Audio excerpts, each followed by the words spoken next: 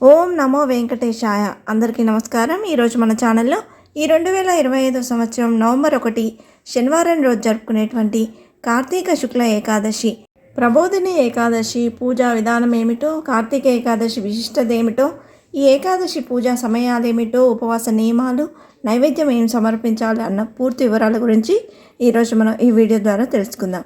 ఎక్కడా స్కిప్ చేయకుండా పూర్తి వీడియో చూస్తారని ఆశిస్తున్నాను.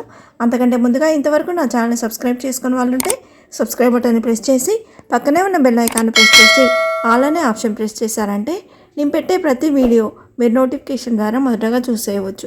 ముందుగా వీడియోలోకి వెళ్ళిపోదాం. అత్యంత పవిత్రమైన మాసమైనటువంటి కార్తీక మాసంలో ఏకాదశి, సోమవారాలు, పౌర్ణమి రోజులు ఎంతో విశిష్టతను కలిగి ఉంటాయి. కార్తీక మాసం శుక్లపక్షంలో వచ్చే ఏకాదశిని ఉత్తాన ఏకాదశి అని, ప్రబోధిని ఏకాదశి అని అంటారు. ముందుగా ఈ 2025 సంవత్సరంలో కార్తీక శుక్ల ఏకాదశి తిథి ఎప్పుడు వచ్చిందో ఇప్పుడు తెలుసుకుందాం. స్వస్తి శ్రీ చాంద్రమాన శ్రీ విశ్వావసునామ సంవత్సరం దక్షిణాయనం కార్తీక మాసం శుక్లపక్షంలో కార్తీక ఏకాదశి తిథి అక్టోబర్ 31 శుక్రవారం రాత్రి తెల్లవారుజామున 3:43 నుండి నవంబర్ 1 శనివారం రాత్రి 2:41 వరకు ఉందండి. అంటే ఈ కార్తీక ఏకాదశి తిథి అనేది శనివారం నవంబర్ 1 రోజు పూర్తిగా ఉంది. కాబట్టి ఈ 2025 సంవత్సరంలో కార్తీక ఏకాదశి, ప్రబోధిని ఏకాదశి నవంబర్ 1 శనివారం రోజున జరుపుకోవాలని పండితులు సూచిస్తున్నారు. అలాగే పూజా సమయాలనేవి తెల్లవారుజామున 4:42 నుండి 5:30 లోపుగా చేసుకోవచ్చండి. ఇది కుదరని వారు ఉదయం 7:50 నుండి 10:11 వరకు, మరలా ఉదయం 11:15 నుండి 12:51 లోపు కూడా పూజ అనేది చేసుకోవచ్చండి. ఈ రోజున శ్రీ మహావిష్ణువును పూజించడం, ఉపవాసం ఉండడం వల్ల సర్వ పాపాలు నశిస్తాయి. ఈ రోజున ఉపవాస దీక్ష పాటిస్తే 1000 అశ్వమేధ యాగాలు, 100 రాజసూయ యాగాలు చేసిన ఫలితాలు లభిస్తాయని పండితులు చెబుతున్నారు. ఈరోజు శ్రీ మహావిష్ణువు యోగ నిద్ర నుండి మేల్కొనడంతో శుభకార్యాలనేవి మొదలవుతాయి.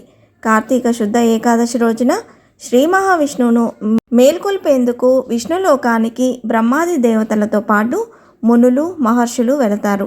భజనలు చేసుకుంటూ, నాట్యం చేస్తూ, మృదంగ వాయిద్యాలతో కీర్తనలు పాడుతూ స్వామిని మేల్కొల్పుతారు.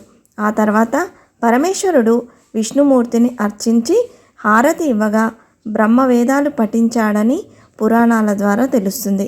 అప్పటినుంచే పూజా కార్యక్రమాల్లో హారతి ఇచ్చే కార్యక్రమం మొదలైందని పురాణాలు చెబుతున్నాయి.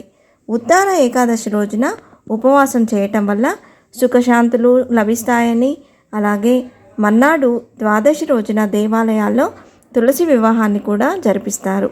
ఉత్తాన ఏకాదశి రోజున చేసే దాన ధర్మాలకు కూడా ప్రత్యేక ప్రాముఖ్యత ఉంది. ఈ రోజున దాన ధర్మాలు, పుణ్యకార్యాలు చేసే వారి ఇంట్లో ధనధాన్యాలకు లోటుండదని, సుఖ సంతోషాలకు, ఐశ్వర్యానికి లోటుండదని పండితులు చెప్తున్నారు. ఈరోజు ఆవు పాలు, ఆవు నెయ్యితో చేసిన నైవేద్యాలను స్వామివారికి నైవేద్యంగా సమర్పిస్తారు. ఈ రోజున దుప్పట్లను, వస్త్రాలను, అన్నదానాన్ని చేస్తే ఎంతో మంచిది.